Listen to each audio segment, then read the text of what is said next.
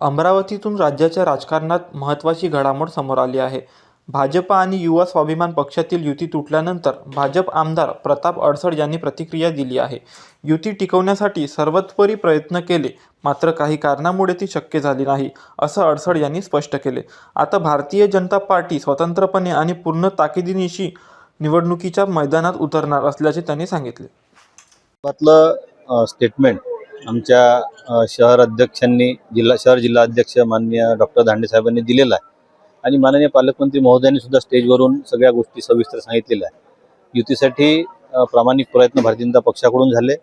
दुर्दैवानं ते होऊ शकलं नाही, परंतु आता भारतीय जनता पक्ष पूर्ण क्षमतेनं सर्व सीटांवर लढत आहे. भारतीय जनता पक्षाचं कमळ जिथे आहे तिथे आणि अतिरिक्त 5 जे उमेदवार होते भारतीय जनता पक्षाच्या विचाराचे त्यांना समर्थन सुद्धा